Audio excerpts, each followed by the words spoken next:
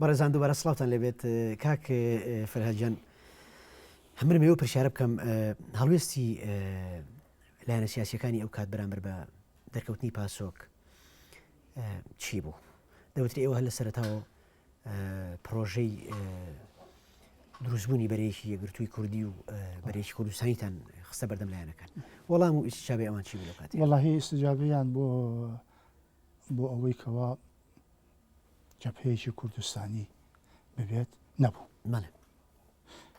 بەڵام وەکو جەبهەیەکی عێراقی ئیسجابەیان زۆر بەقووەتر بوو، چی جوود و چی جۆقەت ئەچوونە ینی ئەوەیان قبول بوو. بەڵام ئەمەی کە حیزبە کوردستانیەکان یەک بکرن بە معنای کەلیمە ئەو ئیسجابەیە نەبوو. باشە ئێوە کاگازە مستەفا لە دروشم و فێرۆپرۆگرامی پاسۆکە باز لە سربەخۆبوونی سیاسی ئەم پارتە ئەکات، بەڵام ئێوە لە دوجارە ئەسنێنێ و بەرەی جوود هۆکاری ئەمە چی بوو؟ نەچێ ناو بەرەی جوود وەکو تەنسیق لە ساڵی 1970 تەنسیق لەگەڵ بەرەی ئازە مستەفا خۆی ئاماژەی پێکات لەگەڵ بەرەی جوودا کورتەیەک لەباری ئیشوکار ئەکرا و بۆ ئەوەی لە کاروانی کارەکانە دوانەکەوین ئەبوایە هاوکاری بکرایە. ئەنی شتێک بوو ناڵم سەپێنرابوو بەسەمان، بەڵام ئەتوانین بڵین ئەبوایە. ئەگەر ئەبوایە بۆچی لە جەوقەت هیچ بەشداریەکتان نەبوو؟ بۆچی لە تەنسیقتان لەگەڵ جووتە بوو بەڵام لەگەڵ جەوقەت نەبوو؟ لەگەڵ جەوقەدا بە معنای کەلیمە لە مەسائلی بیر و باوەڕ و لە مەسائلی ئامانجەکانی خۆمانە دانومان لە مەنجەڵەکە ناکوڵە، لەبەرەوە لەگەڵیان نەبوو. لەبەر چی بوو دانویان شتەکان شخصی بوون یا کێشەی فکری؟ نەخێر شخصیە مەسائلی ئەی بۆ دانو بۆچی ناکوڵە چی بوو مەسائلی نەتەوەیی بوو چکە باوەڕ بفەرموو، یعنی ئەمە نە شیعارە نە هیچ شتێکە. ئێستاش تۆ حیزبێکی عێراقی شەخسەتێکی عێراقی ڕازگۆ نییە بەرامبەر مەسائلی نەتەوەیی کورد، نیمانە هەمووی بۆ مەساڵحی خۆی و بە تاکتیک ئەگەر ئەڵێ چاوە جوانەوە لەسەر و چاوە برۆی ئەمانە وەکو تاکتیکە بۆ مەساڵحی خۆیان، بەڵام لە ئەمەلە هیچ کامێکیان من هینم هەیە ئیسباتم هەیە بۆ ئەم مەسەلەیە. لەسەر دەمێکە لەگەڵ شەهید جەلالی حاجی عەلی و مەجموعەیە لە کادرانی پێشکەوتووی پاسۆک لە تارانە چوونە خزمەتی محەممەد باقر سەدر. ئەو وەختە محەممەد باقر سەدر هیچ کارە بوو، ینی پەراوێز خراپ بوو. ئەم حزبی داوە زیاتر لە حکوومەتی ئێران نزیک بوو کە چوینە لای ئەمە مەجبورم هەرچەند وەخت کەمە بەڵام زۆر بە کورتی باسیەکەم بۆ نمونە باسیەکەم کە چوینە خزمەتی باسی زۆر مەسائلمان کرد. لە جوابە وتی حکمی ذاتی بۆ ئێوە زۆر کەمە، ئێوە حەقی ئەوەتان هەیە دەوڵەت تەشکیل بکەن. زۆرمان پێخۆش بوو کەسێکی وە کوڕی سەید موحسینی حەکیم ئەو پیاوە مقەدەسە خوا ئەفریقا کە بەنسبەت کوردەوە ئەتوانم بڵم دوژمنمان نەبوو، بەڵام باش بوو بۆ کورد هەڵوێستی چاکی هەبوو. ئەم قسەیە کە کرد وتمان چۆتە سەر ڕێبازی باوکی، زۆرمان پێخۆش بوو. بڕیارمانە تەنسیق قوشتوامان هەبێ. مدەتێکی کەمی بەسەرا چوو ئاڵۆزیەک کەوتە بینی جەماعەتی داوە لەگەڵ حکوومەتی ئێرانە، ئەمان هاتنە پێشەوە. باشە وتمان فرسەتی چاکە ئێستا هەمەکاران بابزانین بەڵکو ئیشێکمان بۆ بکەن. جاری پێش و کەڕۆشتین زۆر احتیادی بوو، ئەم جارە بە سێ نقطەی تەفتیشەوە تا گەیشتینە خزمەتی دانیشتین. باش قسە کردووانە حەقمان نییە بەسەراحەت ئەڵێم وتی کاکە ئەم مەسئلەی حکمی ذاتی چییە ئێوە داوایەکەن؟ ئینشاءڵڵا بەم زوانە سەدامە ڕوخێ و ئێمە ئەچینە یانی خۆی بەتەما بخۆی بێ بەڕێی جمهور و ئێمە ئەچینە ئەوێ هەمومان وەکو برای موسڵمان پێکەوە هەرچێک هەیە بە یەکەوە ئەیخۆین. حکمی ذاتی قسەیەکی غەربیە هاتووەتە کە ئاراوە، ئێمە هەموو برای دینین. لە وەختێکە دەسەڵاتی نەبوو حکمی ذاتی بە شتێکی زۆر کەمەزانی بۆ ئێمە و دەوڵەت دا تەشکیل بکەن. ئێستا کە تۆزە دەسەڵاتی هەیە حکم ذاتیەکەشمان پێ نایەت. ئەمە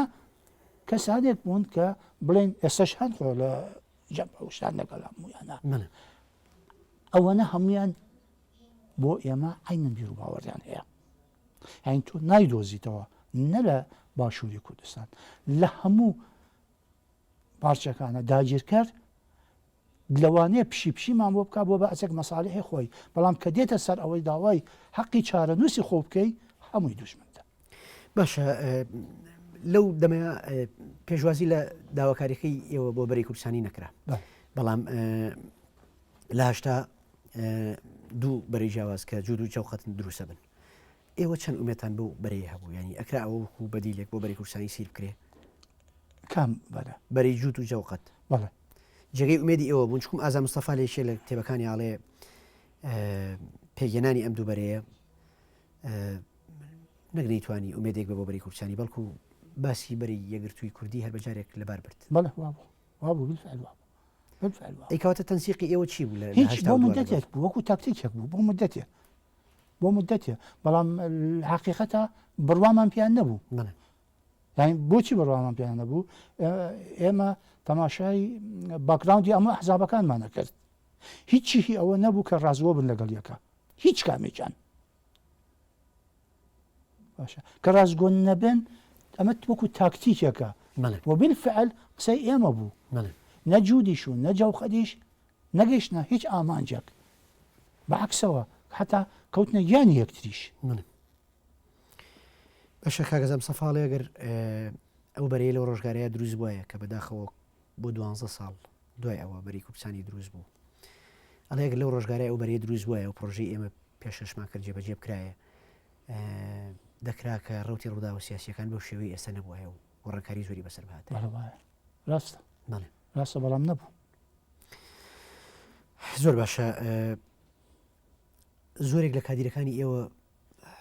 ژیران و حکومدران چیە بوون و کادیرانی ژیران و بۆچی گیران و چۆن حکومدران پاش ئەو جموجۆڵەی کە کرا بەداخەوە یەکێک لەو کەسانەی کە ئەیزانی کە کاک ئازاد یەکێکە لەو سەرکردەکانی پاسۆک ئاعترافی لەسەر کردە بوو ئەوە کاک ئازاد گیرا دوای ئەوە کاک فەرهاد گیرا و مەجموعەیەک لە کادیرەکان جیران لە پێشەوە حکومیادان ئەم بەسەرات دوایی بوو بە ئەبەت دوای بەر ئەفواتی عام کەوتن بەر ئەفوات کە کەوتن زۆر زوو التحاقیان بە شۆڕش کرد ئەی کاک موژدە تاهیر لە ساڵی 86 موژدەی مهندیس ئەندامی سەرکردایەتی پاسۆک مەسئولی لیقی ناوشار باز لەوەکرێک کە ئەوش دەژی کراوە دواتر ئازاد کراوە هەویش هەر لە هەمان باشە منە مێوە پرسم شەڕ و ململانیەکان بەداخەوە دوای ئەوەی کە ئەو بەرەیەکی ئێوە داواتانە کرد دروست نەبوو ئیدی ئێوە کەوتنە شەڕی نامقەدەسی یەکتر پاسۆک بەم ڕۆحانەتەوەیەوە چۆن دەسی چووە خوێنی کورد چۆن ڕێگەی بەخۆیان بەشدار بێت لە شەڕی ناوخۆ ململانە سیاسیەکانی ئەو کاتەیە بە هیچ جۆرێک پاسۆک پێشخەرج نەبووە لە هیچ شەڕێکی براکوژیە حتا تەنانەت وەختی وا بووە بۆ دیفاعکردنیش خۆی وا لێکردە کە دیفاعیش نەکات لە خۆی بەڵام وەختێک کە ئەمە ئاشکرایە پێویست بە قسە ناکە یەکێتی هجومی کردە سەر مەقەراتی هەموو ئەحزابەکان یەکێک لەوانە پاسۆک بوو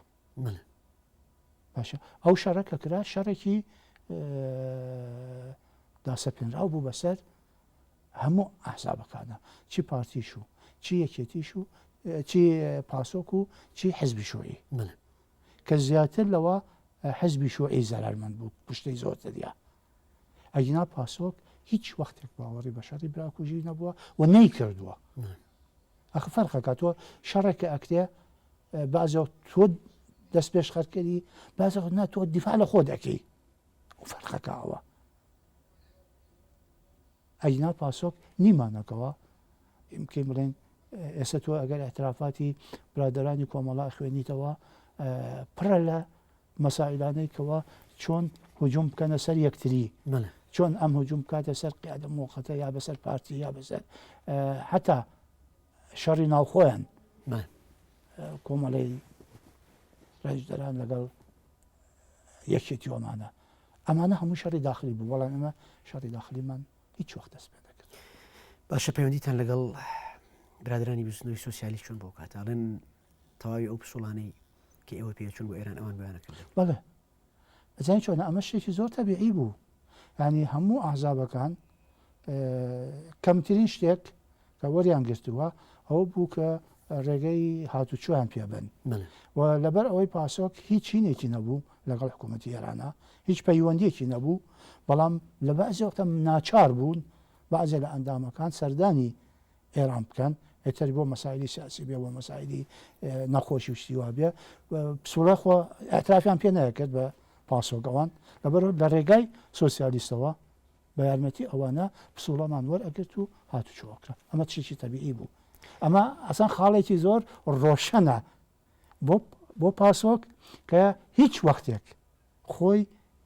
پیاوی هیچ کەسێک ناپیاو ینی لەگەڵ داگیرکەران نەبووە کە کراوە بەهۆی حزبی ترەوە باشە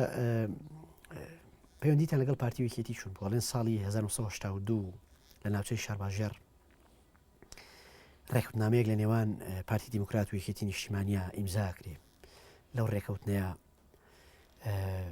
مەرجی یەکێتی بۆ پارتیەوە بێ کە چەکدارەکانی پاسۆک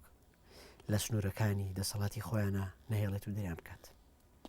بۆچی ئەم مەرجانی ئەو وەختە ناکۆچیەک هەبوو ناکۆچیەک هەبوو بۆ مەسائلی ئیشکردنە پاسۆک هەروەکو عەرزم کردی لە حاڵەتێک هەبوو زۆربەی زۆری حتا ئەحزابەکانیش حەزم کردن لە ئەوڵەوە ترسیان هەبوو لە بڵاو بوونەوەی کاژێک لە ناوچەکە ینی حتا ئێستا نازانم چۆن عەرزە بکەم ئەوەی کە باسم کرد لە بەشی کاژیکە کە لەگەڵ ڕەحمەتی کاک ئیدریسە ئەو قسانەمان کرد پاش ماوەیەکی کەم کاک ئیدریس 60 تفەنگی ئێم1 پێدانی باشە ئەمە چی مانایەکە بەخشێ ینی قەت دێت کەسێکی وەکو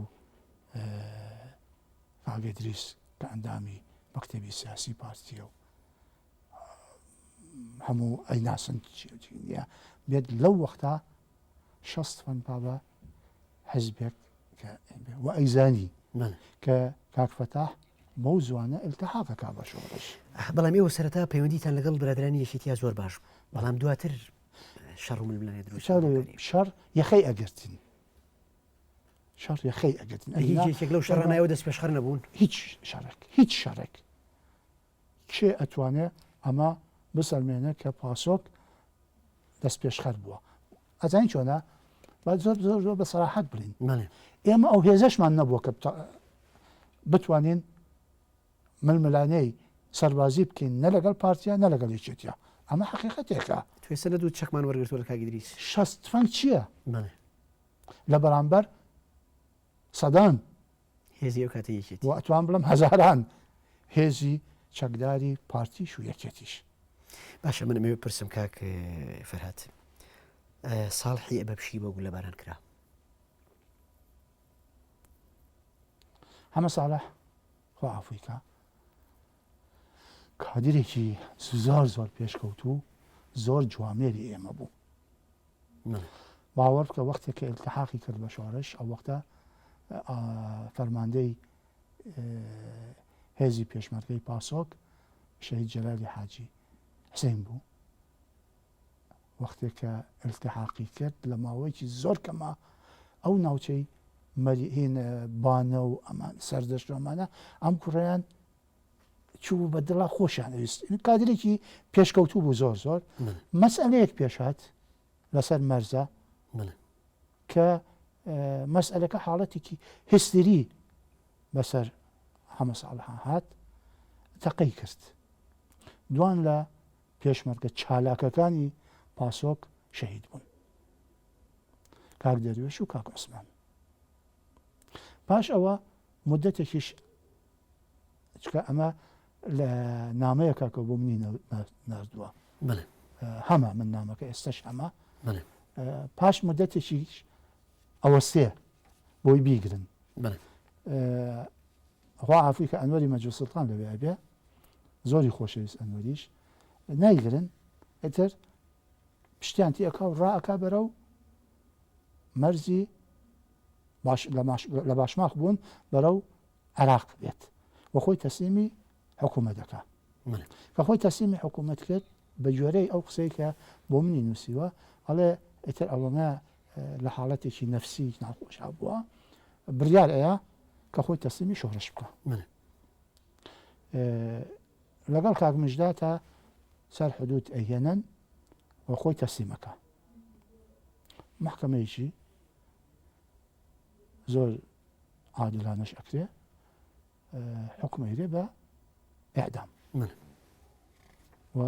تیربارانیەکەن و ئێعدامە بێت بەڵێ باشە باسی ئەوت کرد ترسێکە بۆ لە دروستبوونی بینی نەتەوەی لەو ڕۆژگارە لەلایەن پارتەکانی ترەوە نەچیروان بارزانی لە دیدارێکی ڕۆژنامەوانیاڵێ من سەرەتا لەسەر بیرێکی نەتەوەیی بووم کتێبی نەتەوەیی مەخوێندەوە ئەڵێ کاتێککە ئێزی بارزانی باوکم بەمەیزانی دوو کەسی وەکو چاودێر دوو کەسی بۆ تایبەت کردم کە ئەوانیش فەتەحاغا و فرانسوا حەریری بوون ئەم گێڕانەوەی نەچیر چۆن بوو ینی دەلالەت لەوەکە کە ئەو بیرێکی نەتەوەیی وەڵای زۆر زۆر سادەیە مەوزوعەکە ئەنی ئاشکرایە کاک نێچیروان خۆی ئەترافەکە کە لە پێشەوە چەپیەکان تەسیریان تێکرد بۆ ئەو وەختێک کە تەلەبە بۆ لە ئێرانە باوکی وەختێک کە هەست بە مەسئلەیە خەتەرەکە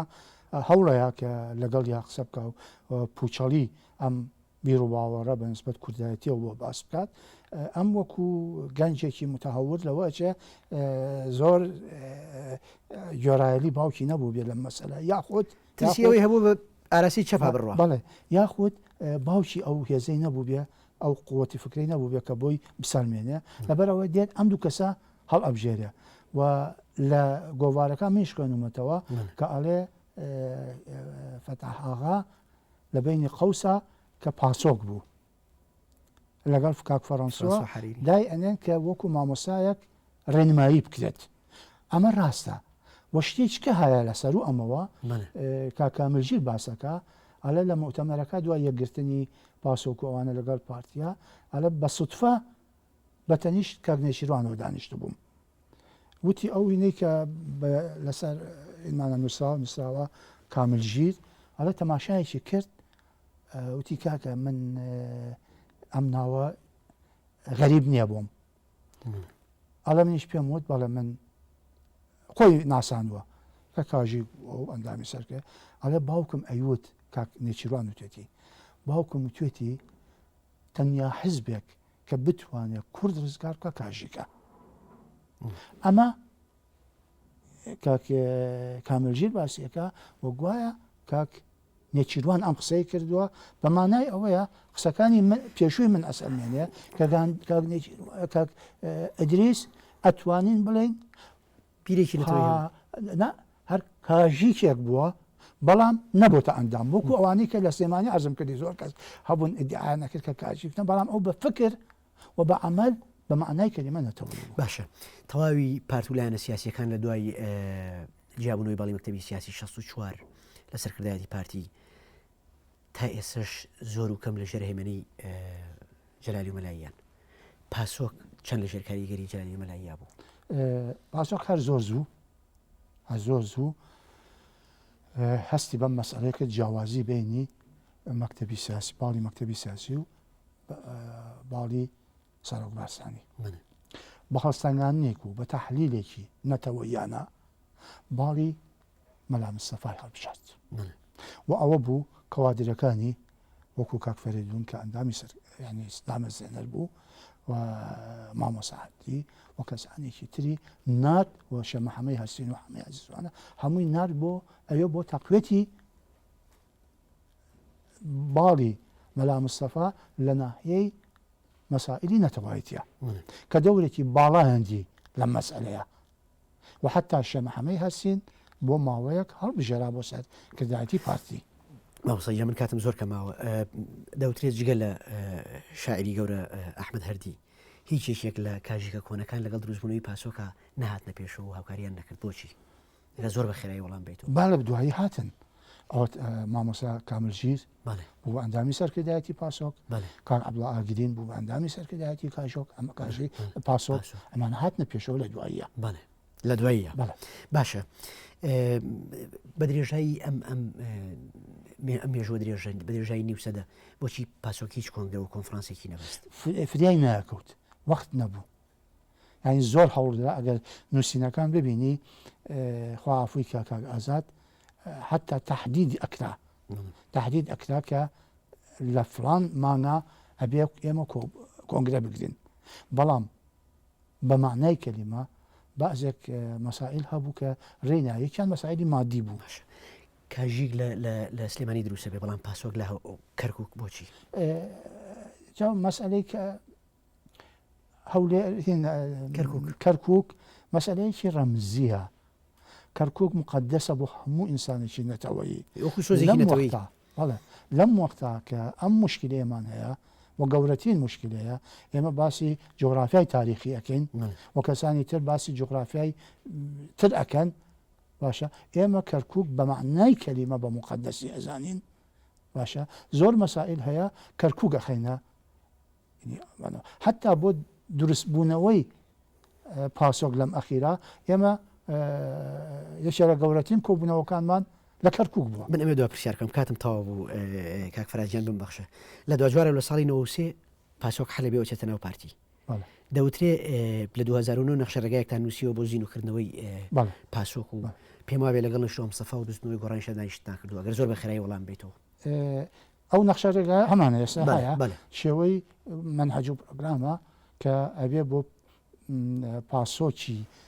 ئێستا و ئایندا چی بکەین باشە و حرەکەتێک بوو دەستمان پێ کرد یەک دوو دانیشتنی فراوانی گەورەمان هەبوو وەختی وا بووە 7 نەفەر دانیشتوین باشە بڕیارمان لەسەر زۆر شتدا ئەویش هۆی تایبەتی خۆی هەیە کە بۆچی تا ئێستا لەم مەسئلەیە سەرکەوتوو نەبوون ومێد هەیە بۆ ئەوی پاسۆک دروست بێتەوە وەکو حرەکەیەکی نەتەوەیی هیچ وەخت بێ ئومێد نین بەڵام لەم وەزعی ئێستا ناتوانین بڵێن بەم زوانە لە ساسە دروستە بێ بەڵام بە هیوای ئەوەین کە هەموو نەتەوەیەکان چونکە بازێک ئەحزاب و هینی نەتەوەیشمان هەیە ئێستا حتا ئیجازەیان هەیە ئەمانە هەموو کۆبنەوە بڕیار بن کە حزبێکی نەتەوەیی ئێستا پاسۆک بێ یا هەر ناویچکەیە. زۆر سپاس کاک فەرهاد عەبدولحەمید ئەندامی سەرکردایەتی پاسۆک و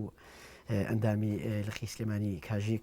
سپاس بۆ بەرزانیت لە بەرنامەدا و مێژوو خۆشحاڵم بە ئامادە بوونت بەڕێزان بەرنامەکە کۆتایی هات تا ئەڵقەی داهات و میوانی داهات و تەوری داهات و بە خۆتان سپێرین خواتان لەگەڵ